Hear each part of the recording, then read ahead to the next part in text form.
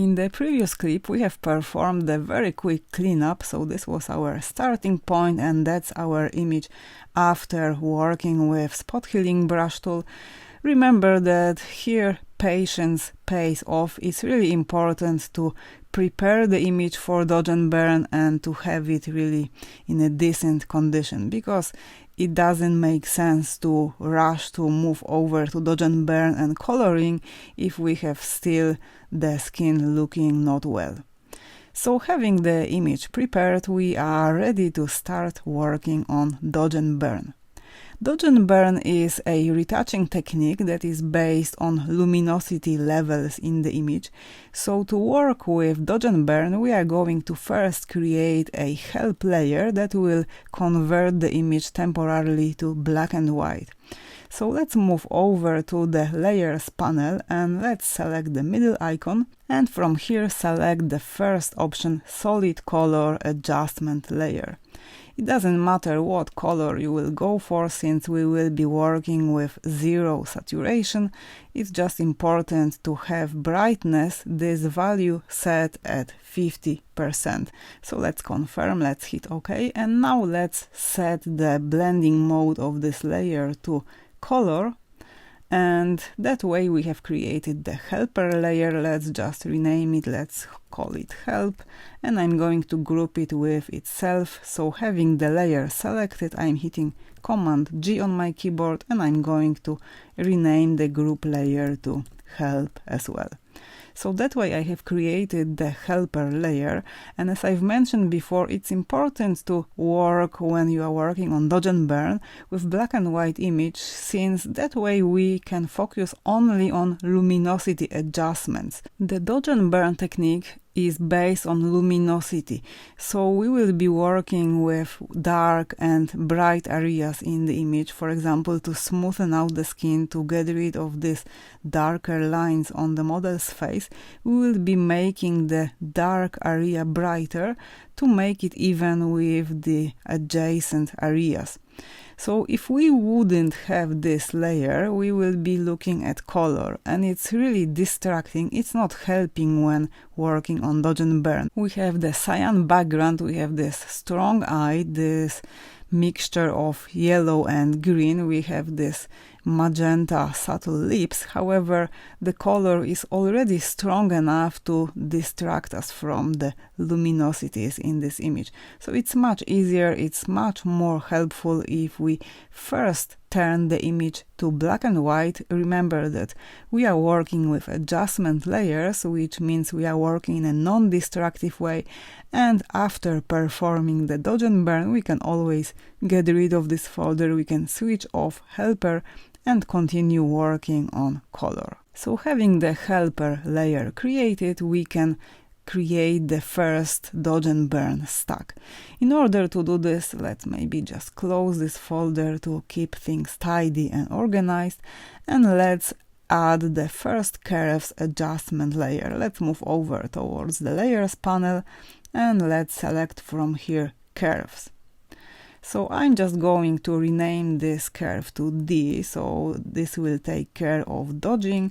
I'm going to duplicate this layer, I'm hitting Command J, and I'm just going to rename this layer to B, since this layer, this adjustment layer, will take care of burning.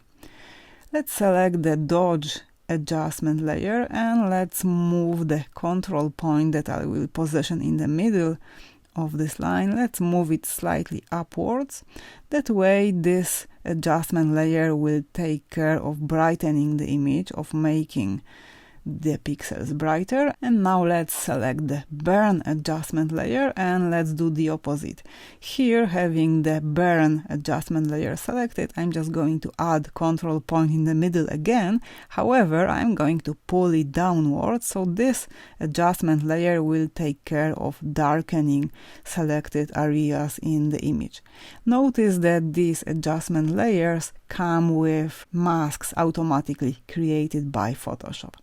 So if I switch them off, if I switch on dodge and if I switch it off, we can see that this adjustment layer will take care of brightening the image. And at this point I'm just going to invert the mask, since I want to target specific areas within the image. I don't want to have it applied over the whole picture. So let's just select the mask and let's hit Command I on the keyboard to invert the mask to black. So this adjustment is not active now. Let's repeat the same with the burn adjustment layer.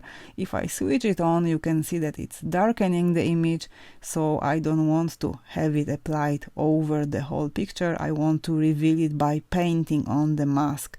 So let's invert the mask. Let's select the mask first and let's hit again Command I. So that way these layers are not visible, and I will make them visible. I will make these adjustments visible in the image by painting over these two masks with brush tool. So now let's select these two masks. I'm selecting the first one, now hitting and holding Shift key, selecting the second, and I'm going to group them. I'm hitting Command G, and I'm just going to rename this folder to local dodge and burn, since with this first folder I will take care of local dodge and burn adjustments. I will brighten a little bit these areas in the model's face. I will be targeting small areas and I will be correcting further the skin of the model. And I'm just going to duplicate this folder. So having the local dodge and burn folder selected, I'm just hitting Command J, and let's just rename this folder to global dodge and burn.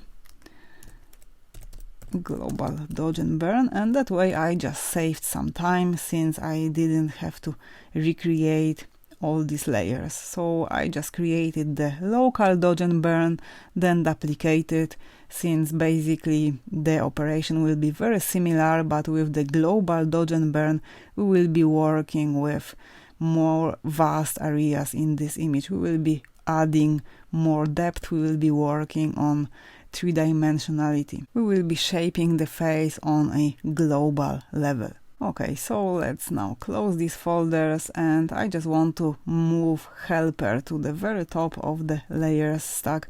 And having all these three folders selected, I'm just going to hit Command G and rename it to dodge and burn. So that way we have everything organized. This is our dodge and burn folder, this is our cleanup, and this is our starting point. So by creating all those adjustment layers, we are ready to start working on dodge and burn. So let's jump to the next video and let's begin working on dodging and burning.